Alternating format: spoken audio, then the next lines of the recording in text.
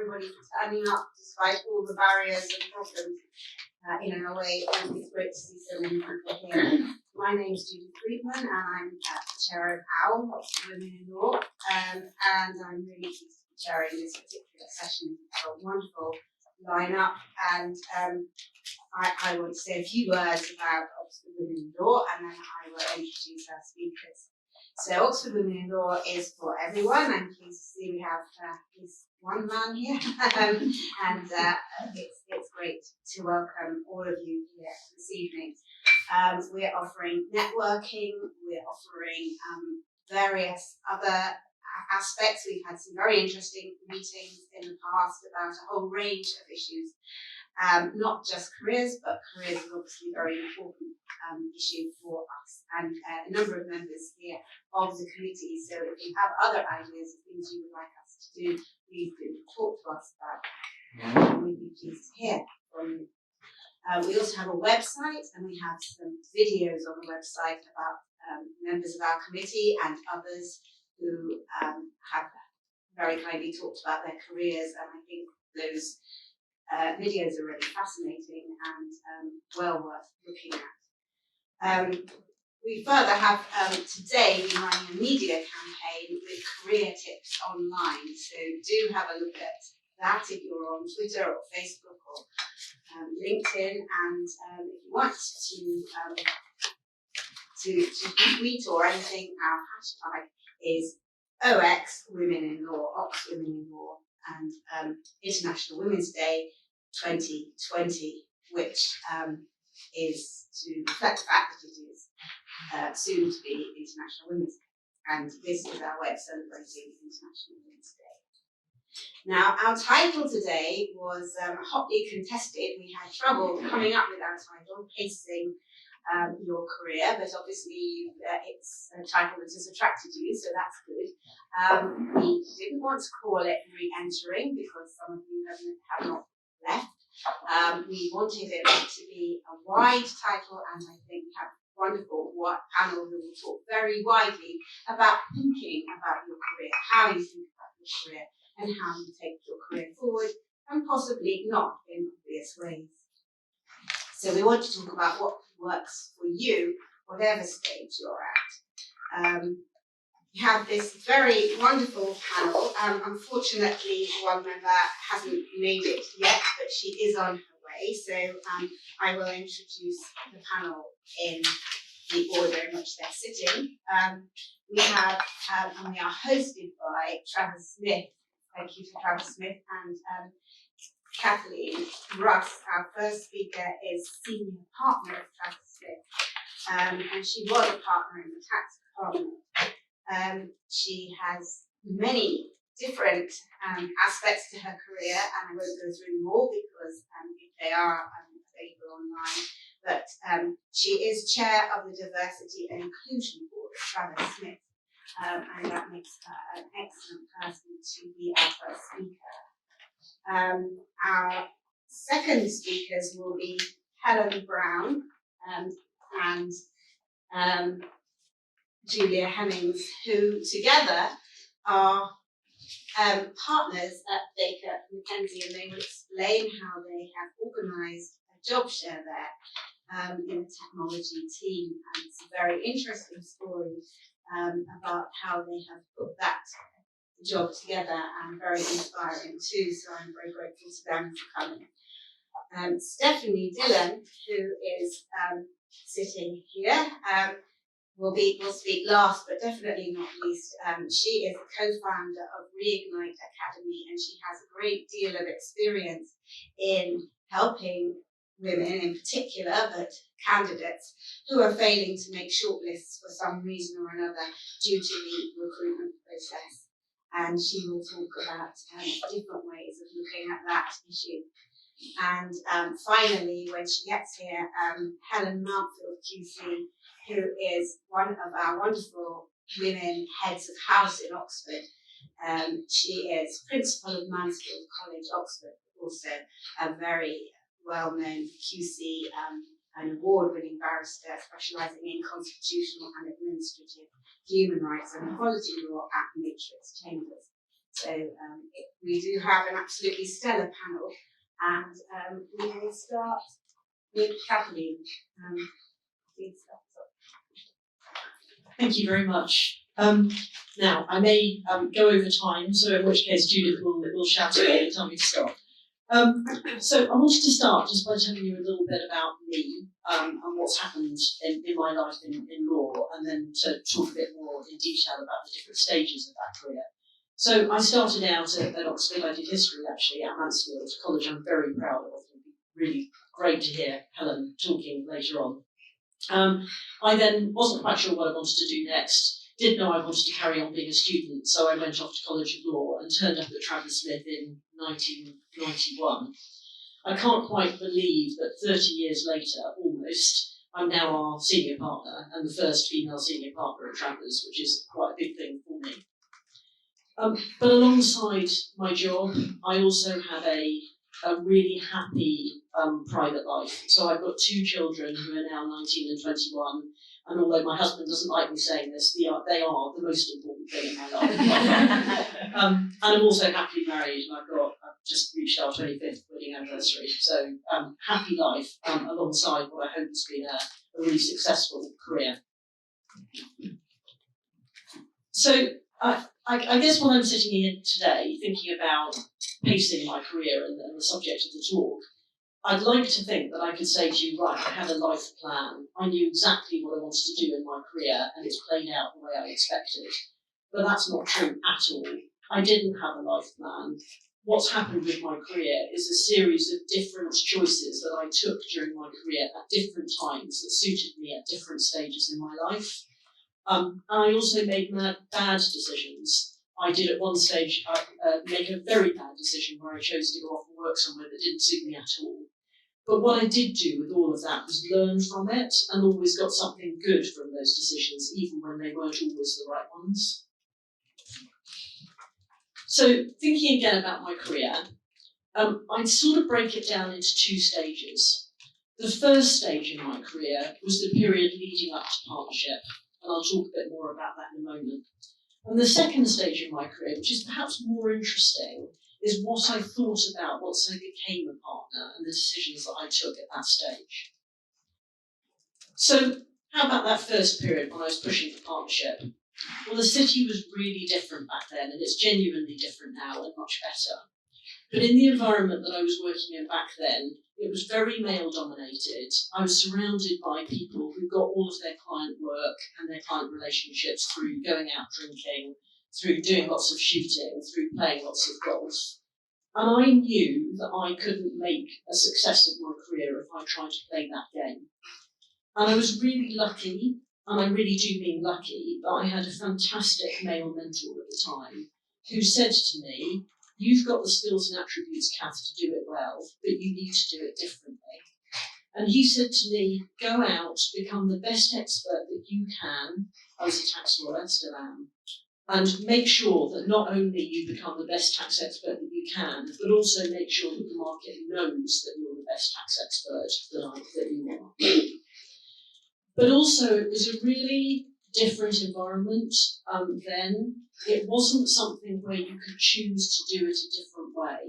You had to, it was very much an up and out culture. So you either came in and became a partner, or you didn't and you left. Or you made a partner at 7 years PQE, or you didn't make it and you were asked to leave.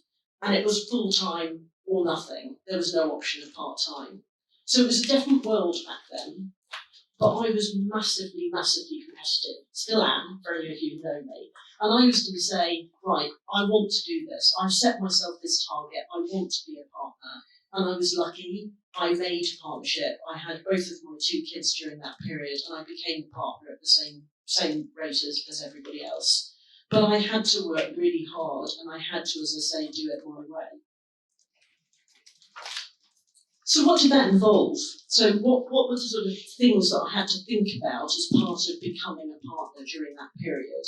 Well, as I said, it really was a bit of a male world, and so I had to think about my own techniques to become an expert and to be seen to be an expert.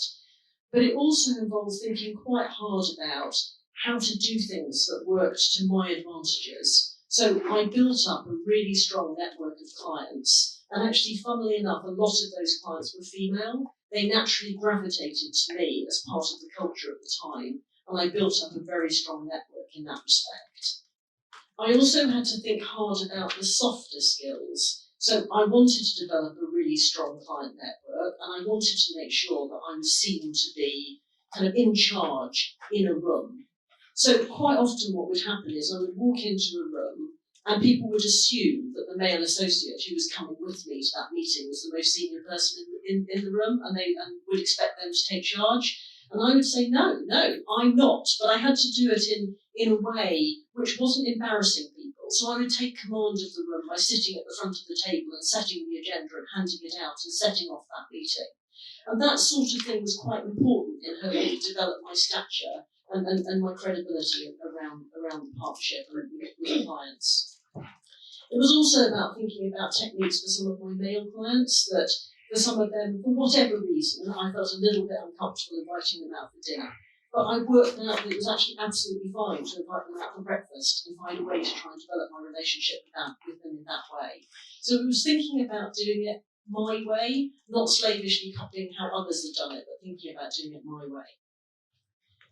I also think it's really important to say that during this period I made mistakes. I think it's almost impossible to not make mistakes when you're a lawyer. You will make some mistakes. And I worked really hard to think about how to develop resilience when I had made those mistakes. And I think this is here again where the role of the mentor or the supervisor to support you when you make a mistake is so important.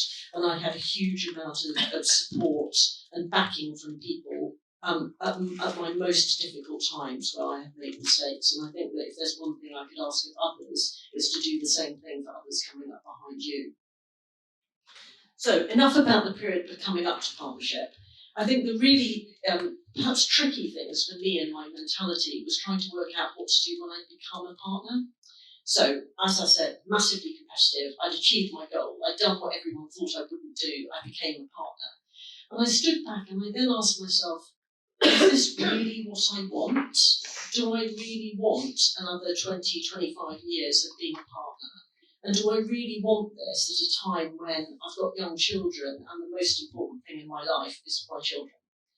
And the second thing I ask myself is, do I really want another 25 years of being a tax partner? Doesn't that not have the potential to become monotonous if I do the same thing for the rest of my career?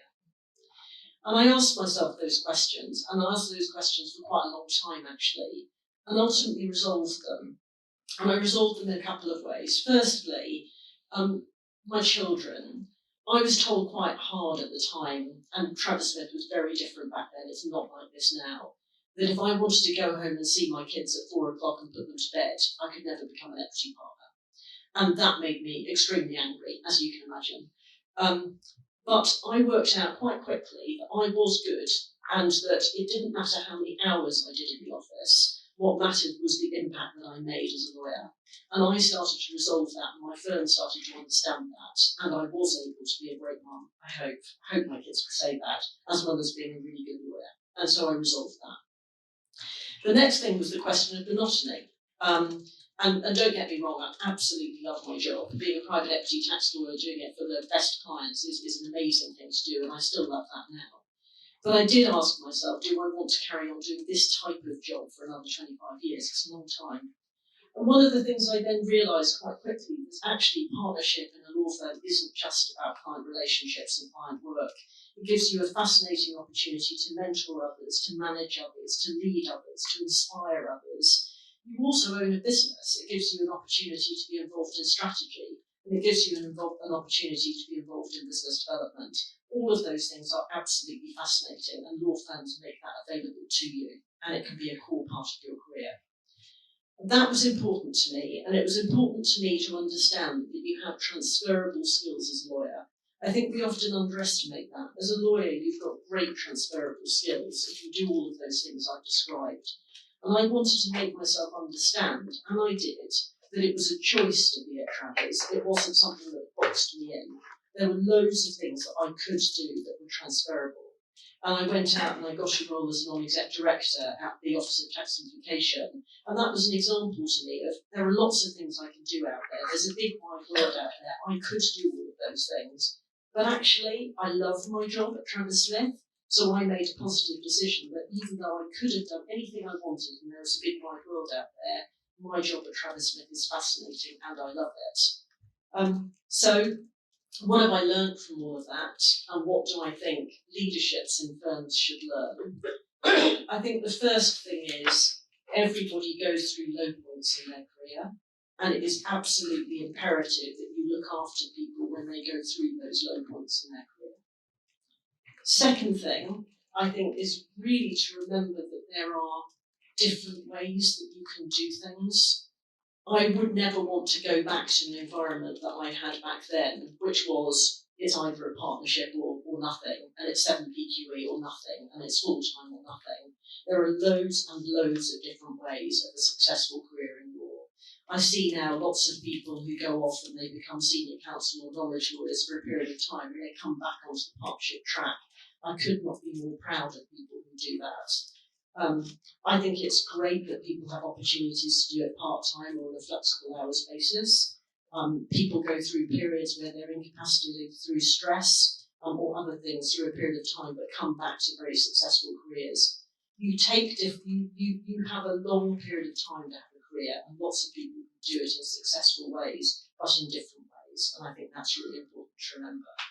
And perhaps the final thing to comment on is the absolutely critical role of mentors. I was talking earlier about the person in my career who made me realise that there was a different way of being a partner. It was to develop myself as an expert and perceived to be an expert. I seriously do not believe I would have got to where I've got to in my career without the support of Rick, who's a chap in the firm who supported me here. And I don't think all great mentors need to be women. Some of us are. There are lots of great mentors in the men, and I think that we all have to remember our responsibility to be great role models and to be great mentors for those coming behind us. Thank you. Thank you very much. That's wonderful. Well, I think we can move seamlessly over to you,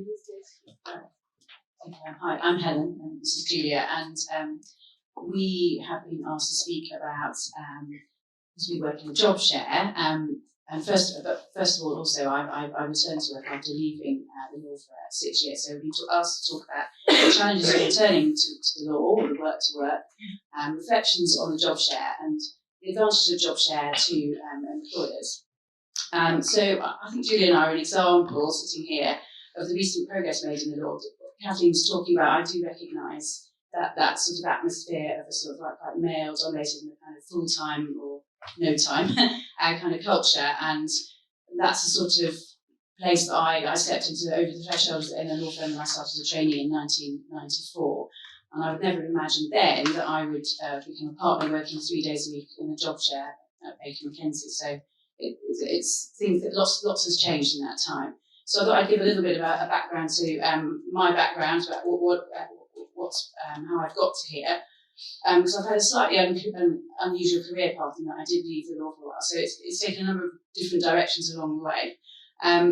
So I, as if I was a trainee at Eversheds, and then I moved to Bird and Bird, and I worked full time as associate, and then I moved to Baker McKenzie as a junior associate, and I had 2 maternity leaves, and I returned each time. I came back 4 days a week, which was quite something to negotiate in those days, and it was based on an arrangement where I had to agree to pay for 5 days of childcare, and I had to have a flexible day, and I had to make sure that I was available on every day, and I could have the day off that was available to me. And I found that didn't work necessarily very well, and there was no real.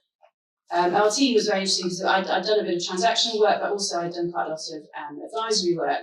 And I was hoping that when I came back from my maternity leave, I could focus on more advisory work, which I thought would work better with my what I hoped to be a kind of part-time job. But it was made very clear that actually I couldn't make any of those decisions myself, and I was just to do what was available. So there were times when it was quite difficult when I decided actually unilaterally not to have paid for my nanny on the 5th day, and then I got caught out by then being told that I had to make myself available, and that wasn't great.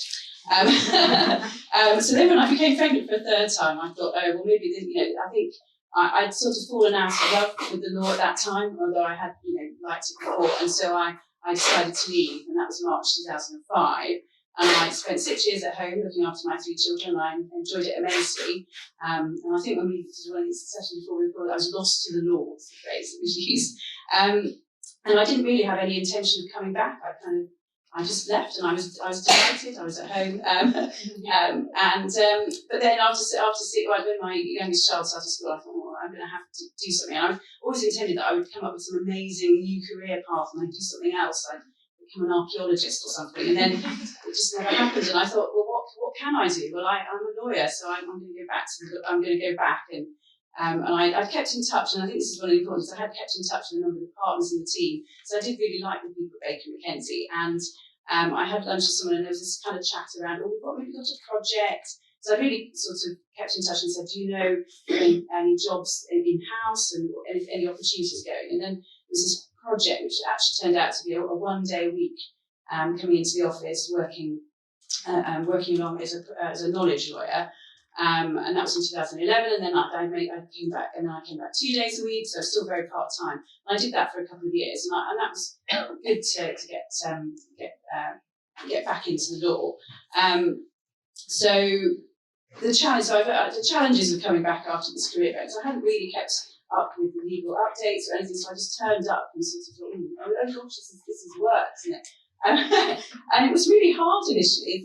Silly things. I really immersed myself in family life. I sort of left the legal side of my brain sort of in cold storage for a while. It was really difficult to reawaken that. And there were some silly things, like I found it really hard to sit still at a desk for any length of time. I hadn't really done that for 6 years. So it's kind of interesting what you found difficult, and what wasn't necessarily one of the things I anticipated finding difficult. One of the more obvious things, I think, was re-establishing the confidence in my legal self. And I thought, well, they're all going to think, oh, what does she know? Where's she been? What does she know? And there were definitely big gaps in my knowledge. And I'd sometimes hear people talking about acts that have been in force for 5 years. I thought, oh, I better go and quickly Google that. So I did a lot of that, sort of like listening and not saying too much. But what I thought was really interesting, and I was very lucky that I did go back to someone that I'd worked before. So I think law firm, there's not much had changed in RT, and some people hadn't really realised I'd been away for 6 years. People at the minute, they just say hi.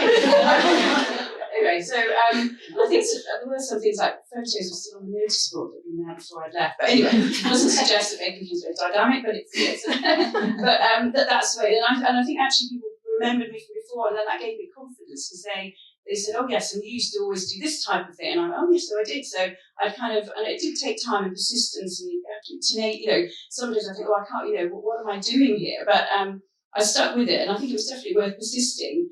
Because once I'd done this for a couple of years, I then decided that much as I was very grateful for being an opportunity to be a knowledge lawyer, I wanted to go back to fee earning, and I approached one of the partners in the team and said, would it be possible? And that's where the kind of job share came about, because Julia at the time, she would speak about her background, but she was working part-time in the department, and I suggested I'd like to work 3 days a week. And it was actually our team leader who kind of put 2 and 2 together and said, wouldn't it be good if you could maybe work in a job share together? And there was an opportunity in the team to do a particular type of work that neither of us had done a lot of before then. And that's how it came about. And for me, it was a no-brainer. It was a real opportunity to go back to feeling which I didn't think I would get the opportunity to do. And I didn't give it too much thought. And I thought, I've never tried a job share, but what have I got to lose? And I think I'm kind of quite proud of the way that we did that, and we didn't sort of overanalyze it or think, oh, I don't know whether this is going to be the right thing. We just kind of started doing it. I think it was the 1st of September or so. We went, oh, right, we're doing it now, and we did. So, and we just sort of worked out a way of working. So, I think I'll pass over to Julia now, who can give you a bit of background about what brought her to her journey, but also how we've made our job share. Thank you. I worked with Helen for 6 years, and actually I thought there was not much that I didn't know about you, but actually that was quite insightful. Your thoughts and pretending to work. I didn't know any of that. So, I won't hold it against you.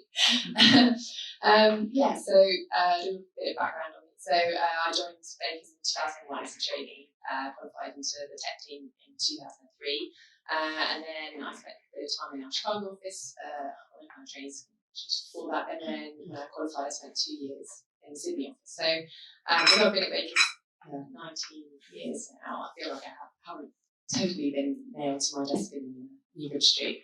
And then I went off in 2010. My first maternity leave, came back from that and went 3 days a week. I found that quite a challenge, but I was between maternity leaves and probably through it, made it work, and probably wasn't that busy, but didn't think too hard about that. Went for my second maternity leave and came back and really wanted to stay working 3 days a week.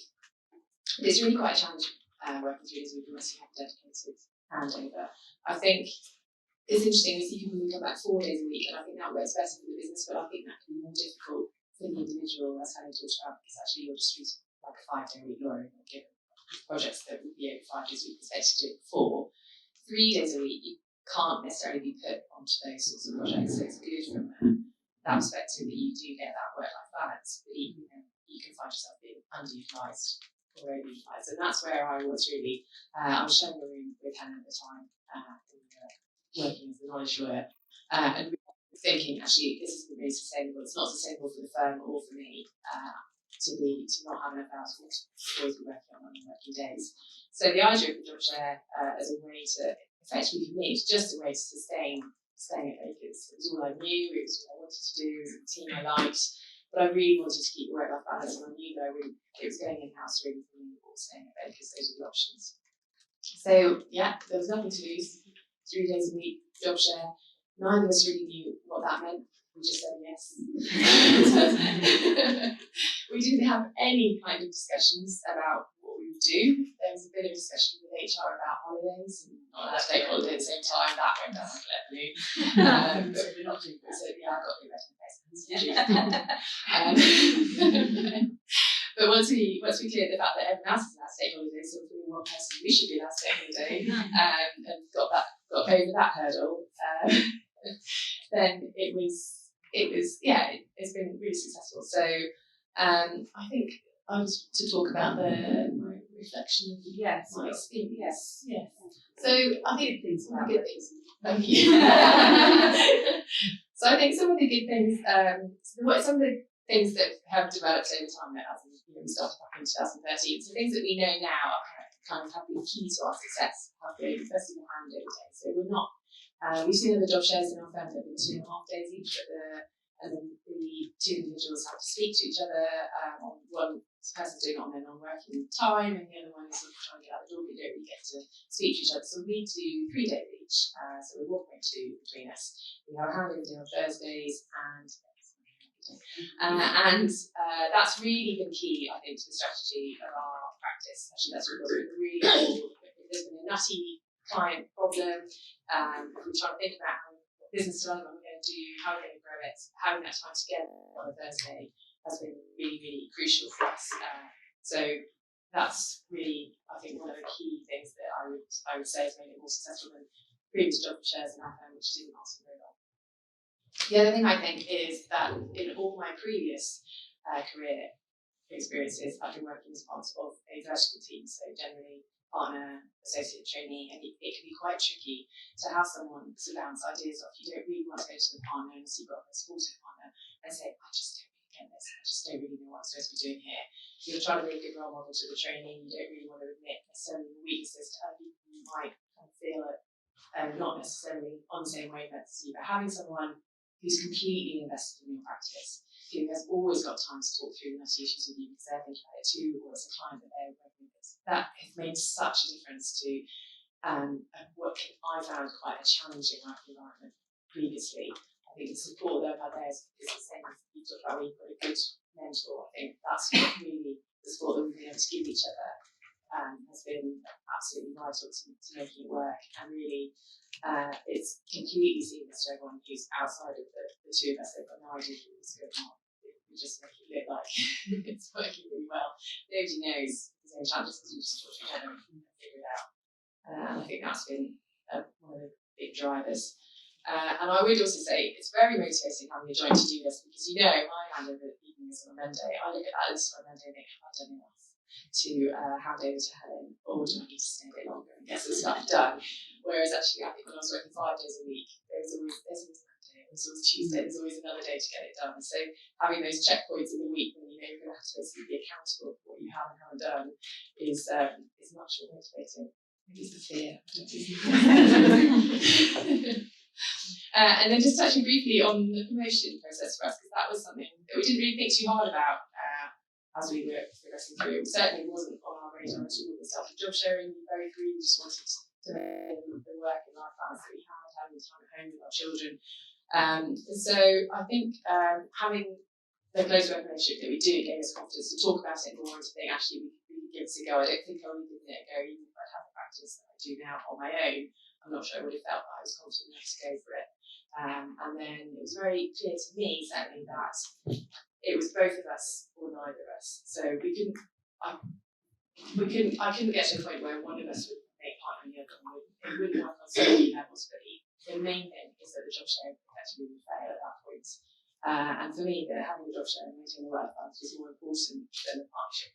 And actually, funny enough, although that sounds like a lack of ambition, that was one of the strongest points that we had in our partnership application that we didn't realise. I felt that if we could say that, then we must absolutely be on the same page and really obviously had their business head behind us, but that was something that made them really see the job sharing as right. So one final point to touch on, I was speaking to a few other people in other sectors actually, so I was someone at the Home Office recently was going for a promotion as a job share. She'd never done it before, and it was really interesting hearing her talk about it in such an apologetic way. And at the end of the phone call I was like, yeah, I think what you're doing is brilliant, but I think you really need to realise the benefits to the Home Office of what you're doing. It's the same way that we had to really think about this for our partnership application. It's actually, it's not just a benefit for us, yes, it gives us a work-life balance, but the benefits to the firm or to the company you're doing it for. You've got, retention of senior talent that you'd otherwise lose. You've got 2 brains coming at problems. I know when I worked 5 days a week, I don't have anything like the energy or, one person working 6 days a week, you've got 2 people working 3 days a week, you go off, have a break, go do something else, and then they come back and go, right, where's the to-do list? And I always noticed one of us, by the end of the handover, it was I've done this, but I've just sort of run out of steam. And the other one's always, yeah, that's fine, I can crack on with that, don't worry. And actually having that checkpoint really makes a big difference. And I think just shaking things up a bit, showing that you can take a more of a winding path, you can go off and do something else with your life and come back and still achieve partnership. It's not up and out anymore. I think that's been quite motivating for the junior members of sort of attracted talent. People see that actually they're not using themselves, so they will actually be something else. And finally, one of the points that came up in our partnership interviews quite a lot was what happens if one of you leaves. And actually, I think, again, this is one of the key benefits, that if a partner who runs a practice leaves, normally, you lose that practice, you lose all that know-how, all that knowledge, all that client relationship. But with us, there's someone left who has all their information. So actually, it's a hedge. So yeah. Yes. Amazing. I think we'll now go over to Helen as she's arrived. Thank you so much for coming. I have introduced you. Thank you. So I think I have a colour mic. Yes, I have. Can you hear me? Oh yeah. Okay. Right. Well, pacing your career, you need even more time than you think you need to get from Oxford to London. Traffic on both ends. So I don't know how many people here are barristers, but I suppose people also might think about changing one way or the other. So I think that's an important point. It's been very interesting to me to hear about the job sharing in high-level partnership. It was something I heard about happening in the public sector and really never in the commercial sector when I was starting off. And it's great to hear how it works and how I think firms accept the benefits. And I do think that's encouraging for other people who may feel otherwise I'm just going to burn out of this. I certainly feel that a bit of talking about how to be a woman and a parent at the bar now is slightly do as I say and not on reflection as I did for some of it. But just so you know, I'm a barrister. I started at the bar in 1991 and I did a lot of public law work and local government law to start with, judicial review of various kinds, regulatory work, and employment work, and about half and half until I had my first child in 2001. And at that point, the employment law became very difficult for me because it was long and unpredictable witness actions all over the country, and I just felt unable to do it. And in fact, I had a 5-week trade union discrimination trial when I was about 8 months pregnant. I was dragging myself and all these legal trials up to Birmingham, convinced that I should just carry on with my practice. That's what you do, you carry on as your barrister. Don't say no. And the Employment Tribunal said, we can't sit in the following 98 days, what can you do? So I said to my clients, listen, this trial is now going to go part heard, so you'd be better off, I think, getting someone else to do it, and I'll take my brief in. Go. And they said, no, we want to start. And just in retrospect, she said, well, I can't go part heard for a case. And it did go part heard, and it hung over my maternity leave, this idea that any minute I was going to have to try and get myself back to Birmingham, and the world had changed, and how was I going to do this? And it really did make me think this is just a nightmare. And actually I stopped effectively doing all but a very little bit of employment law. I did advice, but not really trials anymore, because that so made me feel like, well, who am I going to be? And I'm failing with all of this.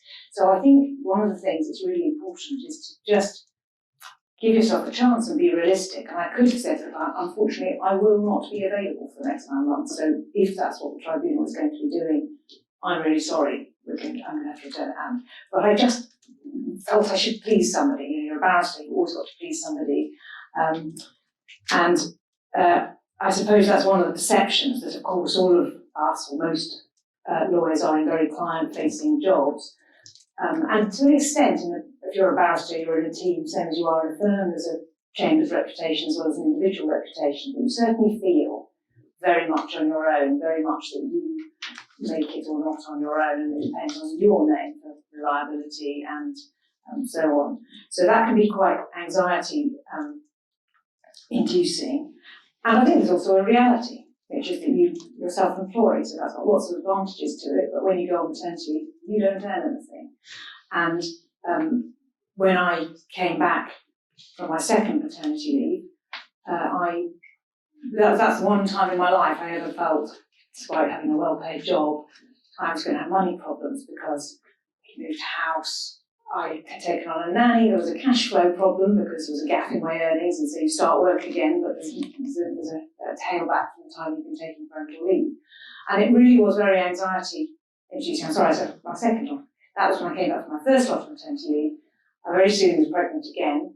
I regret to say I told my practice team and burst into tears, and I could see that they didn't know whether to say congratulations or are you going to keep it. So because I just thought, how am I going to do this? I've got a baby. I'm still just about paying a nanny. Now what am I going to do? So it's really quite a rocky bit of life when you're self-employed, probably in any context, but particularly in one where if the judge says, could you just research XYZ overnight, you think, okay, well then I'll go to bed, take the nanny, put the baby to bed, hope she doesn't wake up, hope that I can stay awake for long enough to do whatever it is I've got to do it, get up however many times the baby's up in the night and go and try and sound clever in court tomorrow. So it is quite a tough bit of life. But it is worth it, and I have 3 children, and I took longer and longer maternity leaves with all of them. But I think when I look back on it now, one of the pleasures, so my children now are 18, 17 and 12, and I also, for the last 18 months, have been a head of a college in Oxford, so Cants College, in fact. So, yes, so I'm living quite a different sort of life. I am still doing some legal practice, and so I'm really glad that I stuck in there, because I now have such a varied career. I'm doing interesting bits of, little bits of court work, interesting bits of advisory work.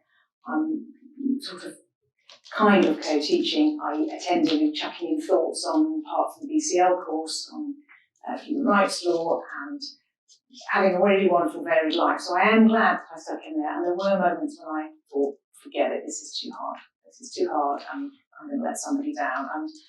And there are things I think that I enjoy now about being a barrister and looking at people going through a bit of life I was going through 15 odd years ago, and just trying to say, do as I say, not as I did, and the world has changed, and this is something you're allowed to be out about.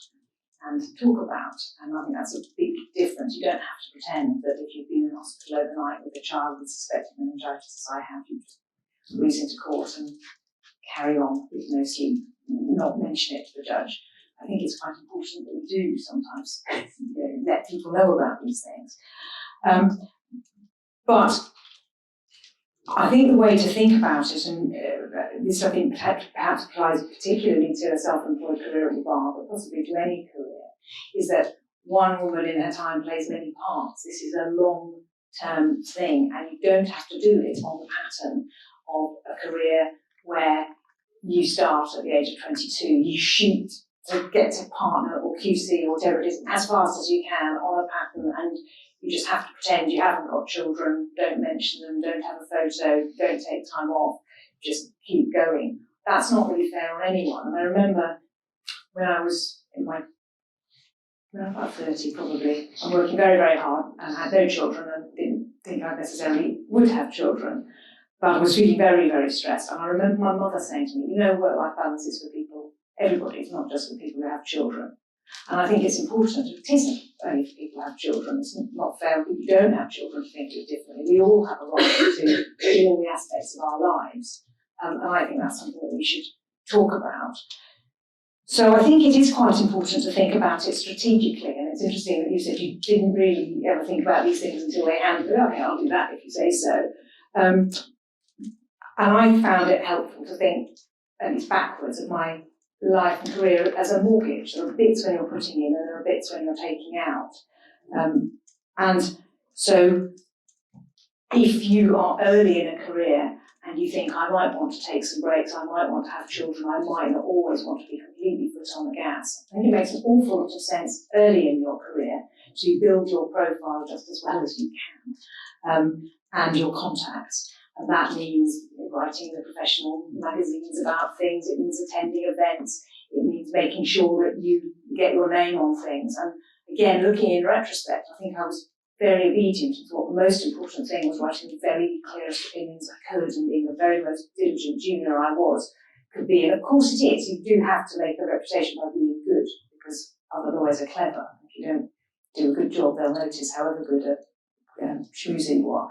But you do actually also have to build a brand, and that's down to you as an individual. It's also about thinking in a barrister's chambers about how you can do that and make sure everyone is included in the chambers brand. I think if you are wanting to have children and periods of parental leave, it's very helpful to think about how you're going to do that. And again, that's something that partly individuals need to do and partly chambers need to do, and people ought to be talking about in barristers' chambers. Are the rent holidays appropriate?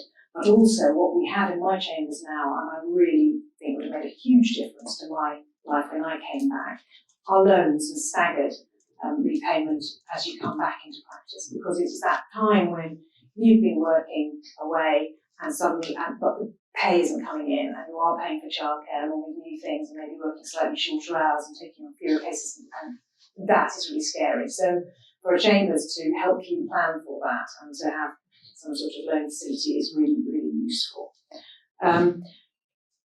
I also think it's important to plan your return, and you may not know, and one of the advantages of being a barrister is you can slightly change your mind on your maternity leave as long as you keep your chambers posted on it.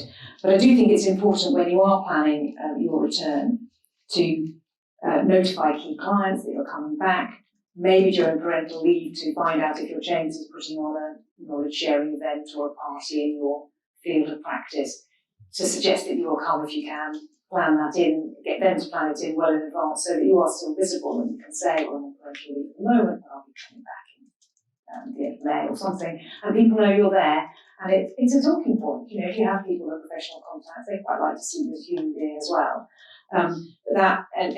And encouraging your practice and your chambers to notify key clients when you're coming back and say, who would I like to know? Did you know that Helen's just come back from maternity leave? She'd just really like to offer you some time. But just let people know that you're still there. The other thing is more to do as I wish I'd done rather than do what I did, is not then think you have to go back to practicing exactly as you did immediately before you had children. That's the life is long part. You can take fewer cases, you can look at the nature of the cases you take and think, I can't actually say, yes, I'm available to do urgent injunctions, for example, if you're not. You just say to your practice team, don't put me forward for those. I don't want to do something and not do it as well as I ever did, but nor do I want to find that I'm working through the night and worrying about who, if anyone, I'm letting down and stopping enjoying it. And then you can wind it back up again and enjoy yourself. And I think remember that some bits of life at the bar are trickier than others. But I do remember somebody who took silk the year before I did, who had come back from her first maternity leave and then said, I can't do this, and left the bar for 7 years. Had 3 children, but just completely left for 7 years. And then her husband said, I think when she was about 40, you must go back if you're going to. And she did, a couple of cases a month. She really didn't do very much while her children were small. And then she took silk, very much later than her peers, but not because she was no good, because she'd done it at a slower pace. And then she became a High Court judge, and she's a very successful High Court judge. And I did write to her when that happened to say, you really were a role model for me in knowing that you could do this, and if you do things on your timetable, it's not because you're slower or worse or just taking longer because you're no good, because you're doing it on your terms. I think that's something that's really important to hold on to and to model for other people, really. Thank you very much. And yeah, you can hear me okay? yes, definitely. Thank you. So I'm Stephanie Dillon. I am one of 3 co-founders of an organisation called the Re-Organising Academy, alongside Lisa Unwin and a lady called Melinda Warman. The Re-Organising Academy has been going for 18 months, and if I had to sum it up, we're here when none of it works. The people who are coming to us is when their careers have stalled, so perhaps they took a career break and struggled to get back in, or they've taken a part-time position that's just significantly below where they were before, and they're struggling to reignite and get their career back up and running. And so we're specialising in working with this particular cohort to get their careers back on track. But I also have another job. I've also been running a business called Inclusivity for 4 years, and it does the exact same thing, but for women who are not lawyers. So in Inclusivity, we work with geophysicists, accountants, IT, technical people, HR professionals, etc.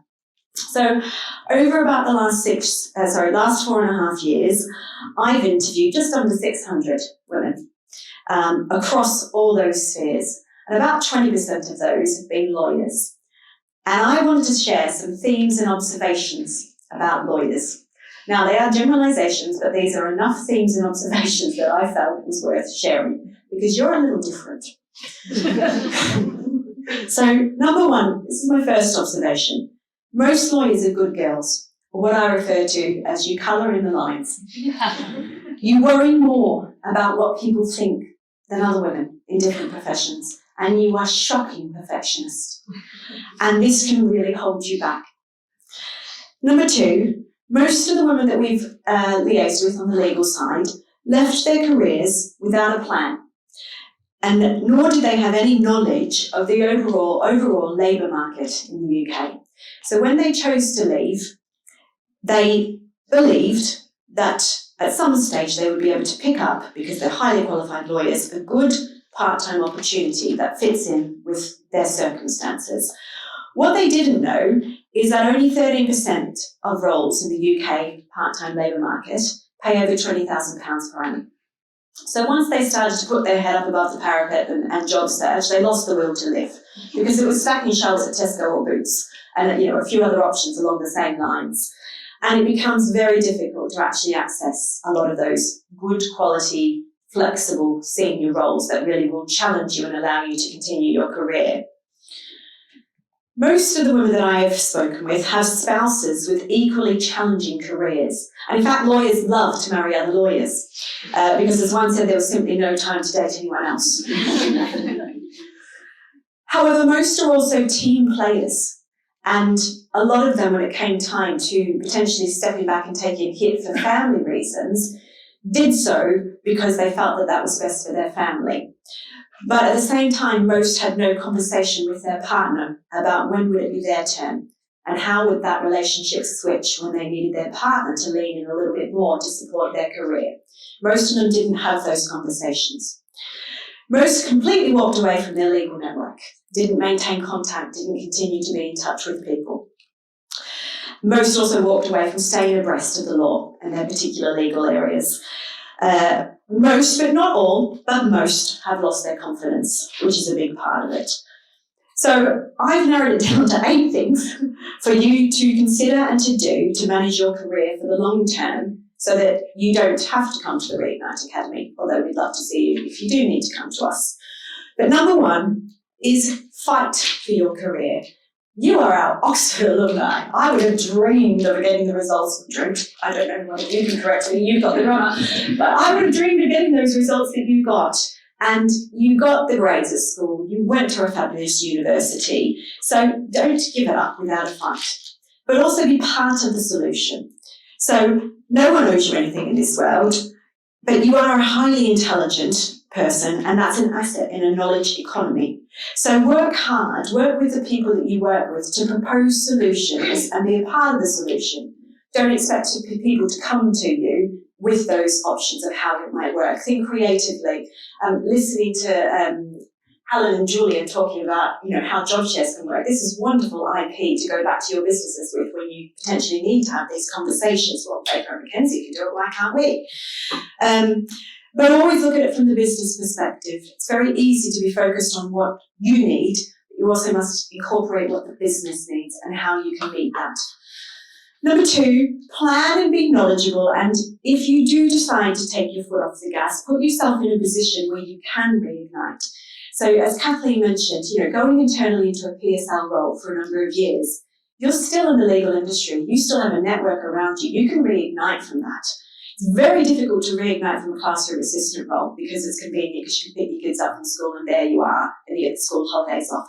It's harder to reignite from that because you've lost your network, you've lost your up-to-date knowledge, etc. Moving to a small local firm, that's still going to keep your hand in the law. You're still going to have legal contacts, for example, so you can reignite from that if you do want to take your foot off the gas for a while. That's better than being a yoga teacher. Harder to reignite from being a yoga teacher. And understand the realities of the part-time labour market before you throw it all in. Number 3, keep your network. Helen picked up a role after 6 years because she had kept her network. And so many women that we speak with have walked away from their network. It can just be a coffee once a quarter. It can be an email. It can be a Merry Christmas or Happy Festivities, whatever it might be. But don't let your network go. Don't wait till you're job searching to then think, I let the network go. Have a balanced approach to balance. And what I mean by that is if you measure your balance on a weekly basis and you've had a horrendous week and you've missed the last train 3 nights in a row, for example, it's very easy to feel like you're just failing. And it's very easy to feel like it's all too much. But if you measure it in months and in quarters and look at whether or not over the month and the quarter you've had balance, you'll have a much more successful and well-balanced view on how things are faring. Number 5, discuss career paths and patterns with your partner or your spouse. If you are stepping back, when will it be your turn? Make sure they know that you will want a turn, and make sure that they're committed to having that conversation. It's very easy to fall into the trap of enabling someone else's career, which then potentially means that you don't get to have a career. Number 6, stay abreast. 15 to 20 minutes a week to read. It will maintain your confidence in the long run when you can sit down in front of somebody and understand what it is that they're talking about. Number 7, ditch the guilt. Someone said to me recently, I'm pretty sure she had a Spanish accent, they take the baby out, they put the guilt in.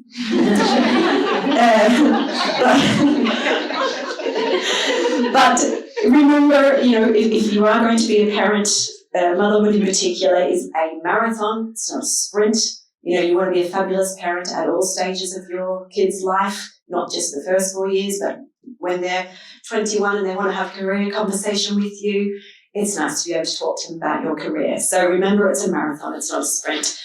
And finally, know this truth, which is harsh, but no one will ever care as much as you do about your career. So if you check out, your number one advocate just left the building. Don't let that happen. Thanks.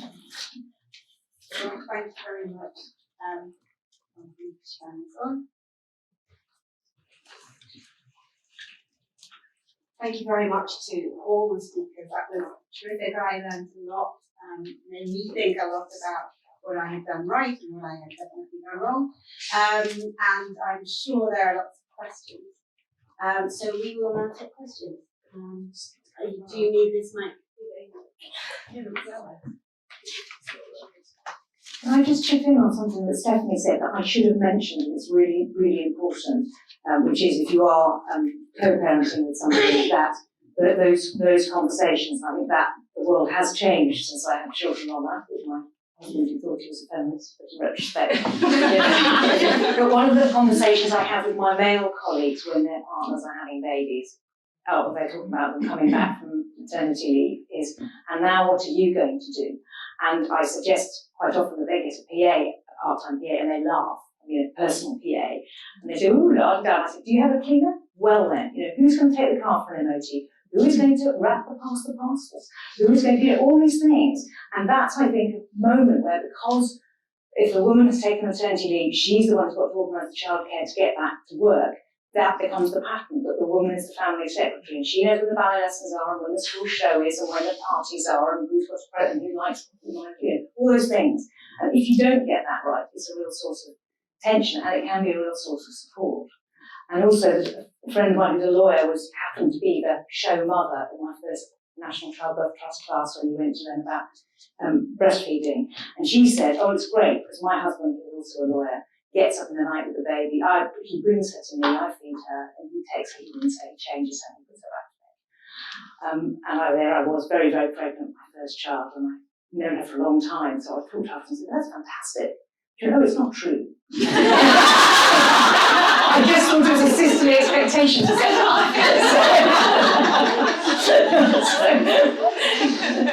So there we are. Sisterly expectations of our co-parents are good. Right.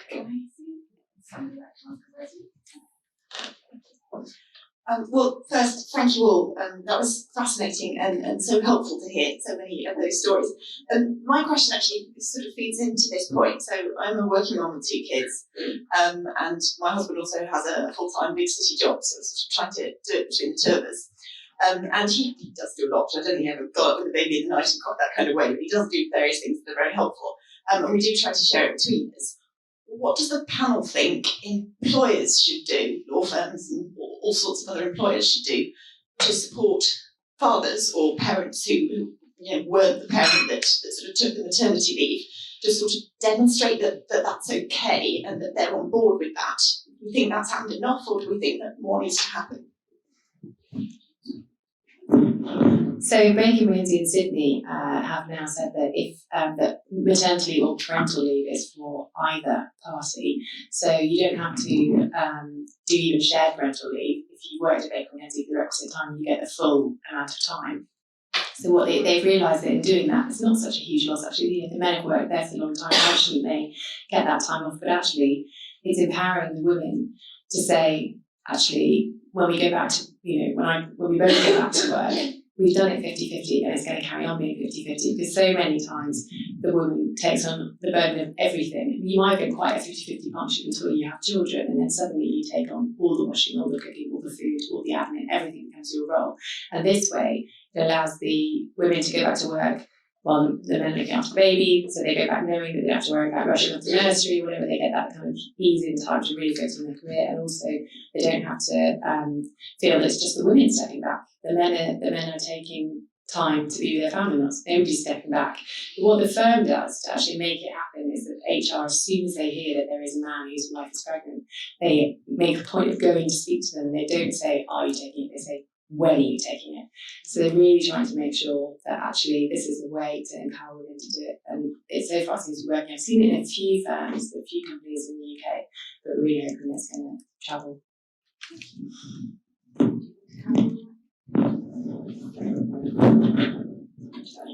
I think the whole question about shared parental leave and extended paternity leave is absolutely critical to helping change the culture. But for me, it's got to be, and it's really interesting how you were saying it's being approached, it's not enough just to have the policy. What you absolutely have to have is a precedent of really, really senior people taking it, because otherwise you'll have a policy which will no one will take up, and that achieves absolutely nothing. And I think the modelling it matters. And yeah, I remember my oldest daughter playing Mummy's and Babies with me once when she was about 2 or 3, and she said, "Okay, and I'm Mummy, and you're going to talk about it, and I'm going to work." And she went to the other side of the room, and now she didn't actually know what that meant, so she wiped her hands in the air. And you can only do what you can see. So yeah, it does really make it all right if people at top do it, and otherwise you worry and think, "Oh, I'm going to be thought not really serious."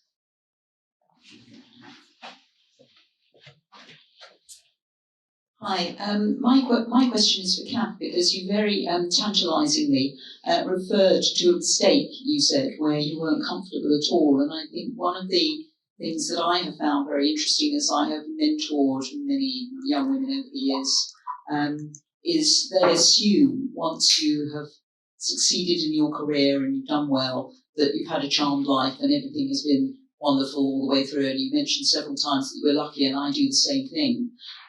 But I think it's also very instructive for people to realise that it isn't plain sailing, and that you do make mistakes, and you can recover from mistakes, and move on, and as you said, learn from it. But I'd be intrigued to hear what yours was, and what you did learn from it.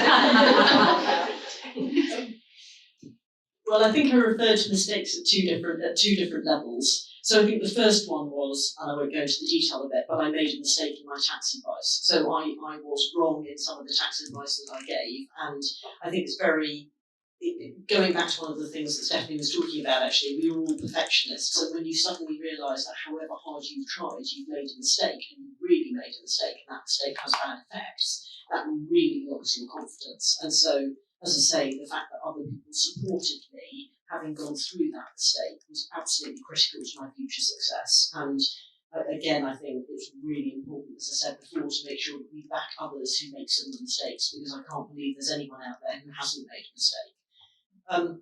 And then the second thing was a mistake in my career, which I touched on briefly, which was I decided when I was a little bit unsettled, as I was talking about earlier, looking down the track of 25 years in the law, that I wanted to try and go and work at a different place. So I became a partner at one of the big 4 accountancy firms.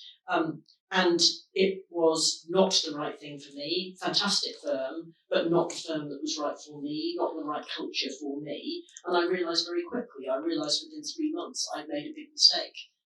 But I recovered from that, and I learned more from that single decision than any other stage in my career, because it made me realise the sort of culture that I really want to work in. And it made me realise the sort of role I really wanted in the future. But it was a big mistake, and I was lucky to have the opportunity to come back to a very special firm like Travers. But I talk about luck a lot, and I think, yes, there is luck to an extent, and I think I was talking about the mentor that I had, and there was luck involved in that, but I do acknowledge I've got skills and attributes which make me successful, so it is not just luck, I understand. Yes, that's a question there. Stefan, Harry? Sorry. Thank you. Sorry, one of the recurring themes has been, to maintain your network and keep building your network. I'm now in-house, so I left private practice about 10 years ago, and I find that, and I'm a working mother, so I find that I'm struggling to build my network within my industry, so with non-lawyers, also try and keep my network there, also try and maintain some sort of mum's network or kiddie network. What sort of practical advice do you have for people that are sort of struggling with maintaining several networks, but also are time poor, and can't always rush off and say yes to all the drinks things and all the firm events, and actually also just need to keep their head down and actually do some good quality work? How would you suggest, on a practical level, trying to maintain that network? Oh, that's good at me. It probably sounds a little bit selfish, but I would figure out who you need in your network and prioritise from there. So if you're looking to network with other women to build a network that is supporting your career and maybe at similar levels, then that will dictate one approach. But if you're looking to build a network that potentially is going to be linked to your next job opportunity, then that will dictate a different network. And potentially just set yourself a target. Everyone only has a certain amount of hours every day, but if you commit to saying, right, every quarter I will attend 1 or 2 networking events, for example, and hold yourself accountable to it, then you can build it. But I think you probably need to step back and say, well, who do I need in my network and what is the reason I need them in my network? And then actually just make sure you do it. But it doesn't, and networking doesn't have to be, as Lisa always likes to say, a cold glass of wine and here's my business card. It can just be actually asking people, even if you have younger children, it's not uncommon to sit next to someone at the school gate and have no idea what they do. And then you figure out actually there's someone who's incredibly relevant to your career. So actually just being engaged and curious about people as well, I think, can help you expand your network. And also, I think being kind to yourself about that too. I mean, I'm really struck by what you said about perfectionism, thinking I really have to be a really good mum and a really good lawyer and a fantastic networker and keeping, high. And when I was the head of my James, we rotated, I was the chair, and I was exhorting my colleagues, those who don't necessarily pull their weight on the networking, to take their share and show off at things. And I had an email from a colleague of mine who'd just come back from a period of parental leave, who's absolutely brilliant in every way. And saying, well, look, I really, there's a limit to what I can do, and I want to work with them. I can't do more than once a week. I'm really sorry if you read it that way. You're doing this once a week. Goodness, you're doing a lot. You don't have to do that much. It was really aimed at making sure that everyone takes their turn. And I do think it's part of the perfectionist thing. When you say that, you keep your hand in, not do that full time on top of everything else you're doing full time. Hi, so I've got a question specifically about the title, I suppose. So the title implies that if you're pacing your career, it's because you've maybe got a route that isn't necessarily just the straightforward, like going straight up kind of route. And that can often come about because of things like having children. So my question is around specifically pacing the period in the run-up to a change in the way that your career or your life is going to work. So my self-interest in this question is that I am pregnant with my first child. Yay. And I've also been in my current role for less than a year. I'm excited about it. I have lots of ideas. But I'm conscious that I maybe need to be a little bit cautious in how many ideas I put forward right now when I'm not going to be able to follow through with them because I'm disappearing for 6 months. I can imagine there's other situations that people would come into where they're coming up to a change and they need to work out how to deal with that. So has the panel got any suggestions? Well, I can't say that my career has been, that the way I've done my career is probably a good template to follow, but I think that it does sound sensible to perhaps not put, don't set yourself too many expectations. I think it is incredibly, you don't really know what it's like, how much your life does change when you have a small person in it. I thought when I was negotiating my 4 days, I had all sorts of plans about how when I returned to work, it was going to be pretty much as normal. On the first day I went back to work, I was late back to nursery and the doors were closed and the nursery manager and my daughter had their coats on and standing in the doorway. So I just really didn't, it took a little bit of readjusting. So I think expect that, but I wouldn't necessarily say you have to do the whole kind of don't lean out. I think definitely keep leaning. If you've got lots of great ideas, then just keep them to your, keep them, and then they're good things for you to use when you come back, and that's a really good way of kind of relaunching yourself. Because when you go back to work, it's great if you've got some sort of, I know I've not been here for 6 months, but you know what I've been thinking about this very strategically while I've been off, and these are things I think we should be doing now. And I think that I think that would be a great way to sort of go back to work with some plans. I think it's definitely true that when you're about to go off and have a child, you don't know exactly how you're going to react when you come back, that's for sure.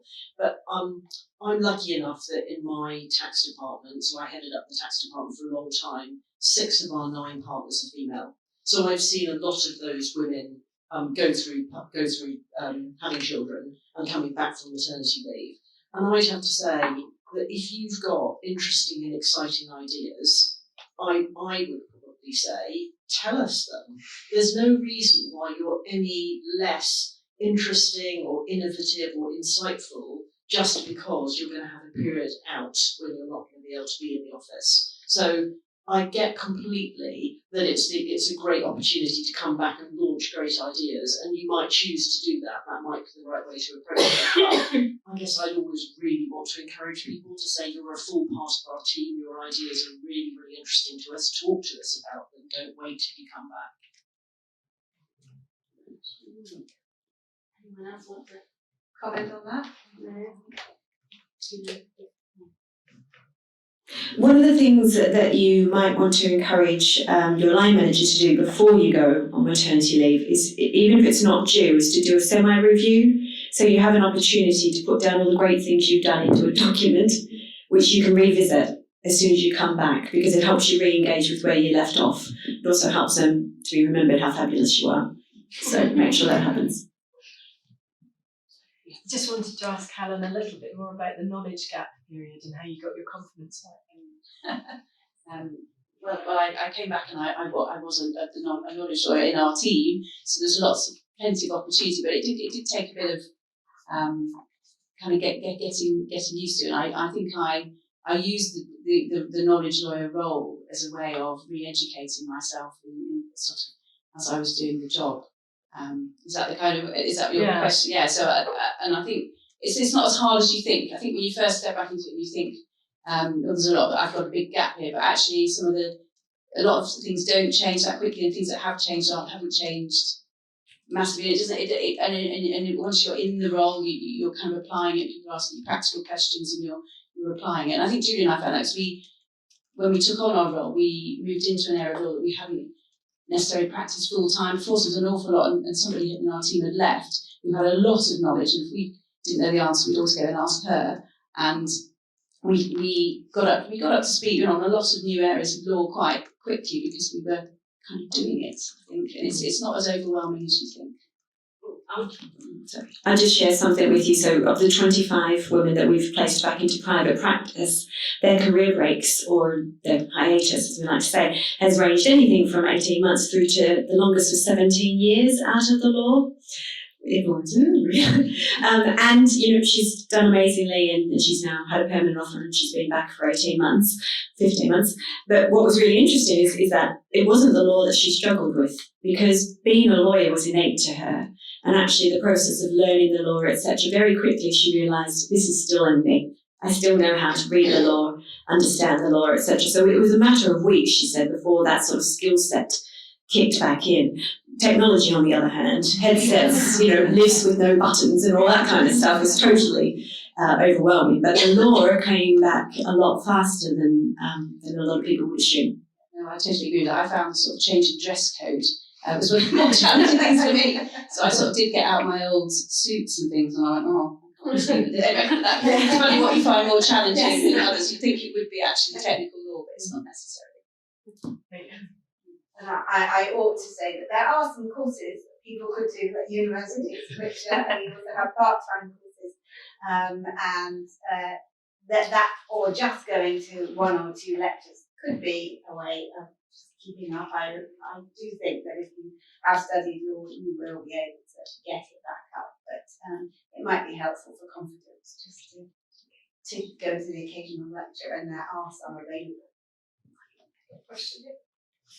Hi, this was thank you very much to Kathleen, something she touched on, in terms of sort of building our practice and doing it our way instead of necessarily the traditional route. Because I think something that comes across on occasions is feeling that because there's an expectation as a female lawyer that you will want maternity leave at some point, even if you've expressed no particular desire in that direction, that it's kind of built in against you when you're starting that you have to go above and beyond. You've got to say yes to everything that's going. You know, can you get on a flight in 2 hours' time? Absolutely, because that's the kind of can-do spirit that we all like to show. And from a personal perspective, there's no female partners in the firm that I work for. So while the male partnership is very supportive, there's not a lot of sort of understanding about different methods that we can perhaps use, different routes, different marketing, other than just like going out and drinking with the boys. Do you think that that's something that is moving, or is it a question of waiting for more women to have kind of fought their way through? Well, it'd be very interesting to hear the views from others on this as well. I think I absolutely do think it's changing. So I think it's changing because not just from a gender perspective actually, but generally clients are asking themselves a lot of questions about why is it that we want to choose a particular person to work for us. And it's not the way it was when I first came 30 years ago, to say it's all about who you lunch with and who you play golf with and who you go shooting with. It is genuinely around what is that person's expertise.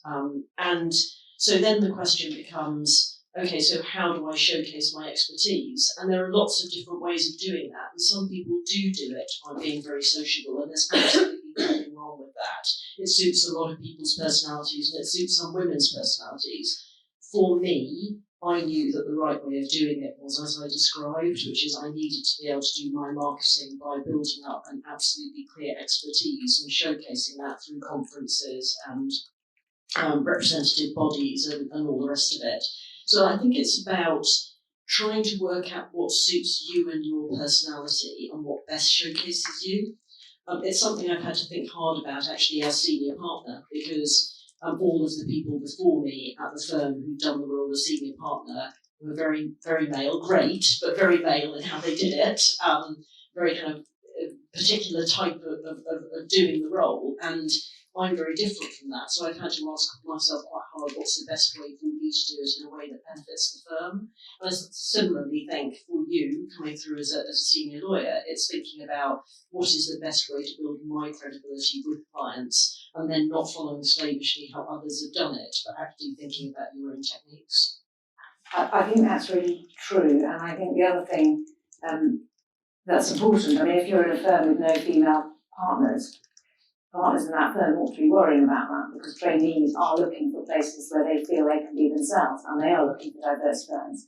So I think you could talk about how it's very important. I know when we're looking for best trainees that they see this as a firm where a lot of people can thrive. How can we show that? How can we model it? And then the other thing that I would talk about in terms of doing things your way, some guidance really recently went around my chambers, which one of my colleagues had found from one of the big city firms. I can't remember which one it was now.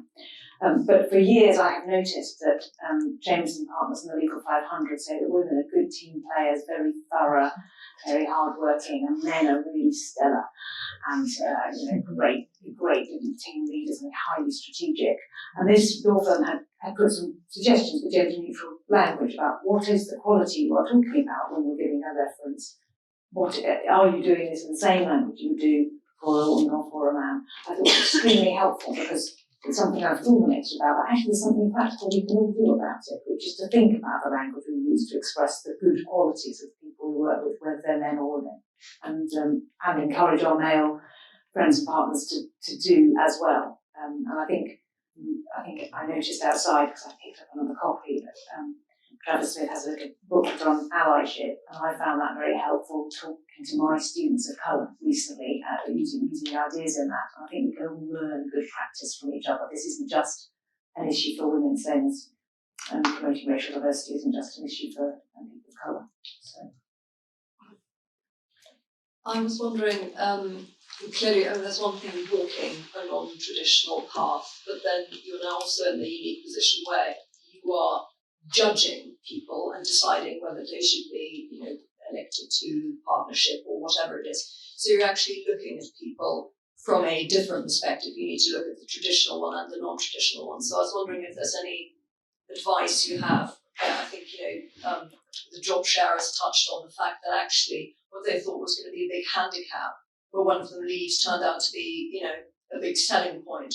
So I was wondering if there's any advice you would have given to your younger self, with the benefit of hindsight, about what strength to play to, or perhaps what not to worry about, or how to do it differently.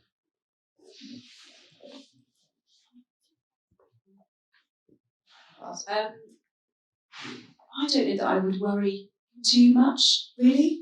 It's probably my sophisticated answer to this question. I think that you can, because sometimes you just can't plan for the unknown, and I think as long as when you make decisions about your career, you feel that you've thought about it at the time, and you've made the best choice that you can with the information you have.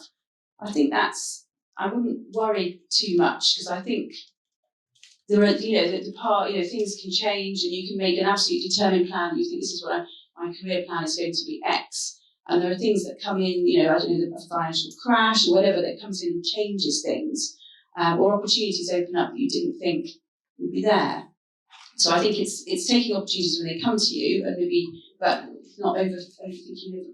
I don't know if Judith's got better. She might have something better to say. I think that's the same. I would add to that being flexible is, and that, I don't think you can be too rigid. I think you need to be open to new opportunities as they arise, and we've seen that in our team recently. People who felt overloaded or felt that they're going one particular way, and then when opportunities come up, they've not at that time been able to take on, and then that door's been closed to them. Actually, they could have flourished and gone in a certain direction. So I think giving some real thought about where you want to be, the way you want it to progress, and knowing kind of areas that you want to move into, and then looking for those opportunities. But I think flexibility is absolutely key. I don't think either of us would have thought we would be in this, in a job share arrangement, head of consumer law. It wasn't I was an outsourcing lawyer, absolutely new, but we were flexible because we saw that was going to take us somewhere we wanted to be. I was very struck by what Stephanie said about all of us being people who colour in the lines. I obviously have had a different career, but I do know that one of the best things I did was to ignore some advice that I was being given about what everybody should do. It just wasn't what I wanted to do. And I did some of my best work by ignoring that. So I think sometimes you should ignore advice as well. And I think, and I was also struck by the being good girls and worrying about what people think. So I think the inclination of everybody makes mistakes in their career. The inclination of plenty of women is that proves it. I'm taking on too much, or I'm not as clever as I thought, or I'm a disaster. And actually, it's a mistake. I'm really sorry. I made a very serious mistake. What should we do to get me out? That's out of it. But not to apologise for yourself. You're a person who's made a mistake, not a walking mistake. And I think sometimes recognising when other people are unfair, and psychologically, even if you can't say so because of who they are, putting it on them, not taking it into yourself, and thinking, that's not fair. This is okay, what I'm doing, and just being a bit kinder to yourself. Because perfectionism turned inward can be disastrous. Same feeling. I'll share a funny little story actually. We had a wonderful candidate that we placed into a US law firm in banking and finance in transactions, which actually, historically speaking, can be pretty tough. And I had regularly been speaking to the banking partner to get feedback, and they were loving her, and she was doing a fabulous job. But I think I was on the phone nearly every week with this particular person, just the confidence, the issues, I'm not doing a good job, and reassuring her, etc. And then finally, halfway through the program, they already said to her, "You're doing an amazing job, we've got you in the budget for next year." And I had also had that conversation. And what they meant by that was at the end of this 6-month program, you're in the budget. But is it the end of the financial year? Because that ends in March. Or is it the year? And she still couldn't even accept that because the level of detail that she needed to be comfortable with. And I think that's a lawyer thing. You're into the detail, but actually sometimes just step back and understand that not everyone is detail oriented. And if someone says you're in the budget for next year, you're in the budget for next year. Can I just say very quickly as well that the question was around we're all now in relatively senior positions also, and how would we want to go about looking at things from that end of the telescope. And I think I am fortunate now to look at partner candidates and to be looking at things from a remuneration committee perspective. And I feel very strongly here that there's a responsibility on senior leadership in a firm to not expect women to change, or not expect it exclusively to be women that are changing. It's got to be also that the system is set up in such a way that we recognise the attributes and qualities of women who often, not always, but often shout less loud than the men. And we've got to, therefore, as a leadership team, accept that that is the case and find a system that rewards that nonetheless.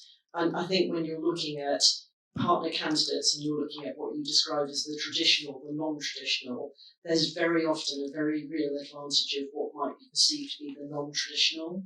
I think of some of the partners who've come through in our firm and who've chosen to come through when they're in their early 40s rather than their early 30s, and they are brilliant partners, not least because they've had 10 more years of experience in between, part-time and having stood back, but so much more experience when they come through, and they are fantastic.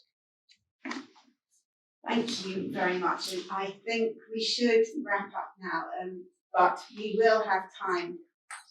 Yes, we will have time for you to speak to the panel. I hope you will be able to stay for free, should you want to do that.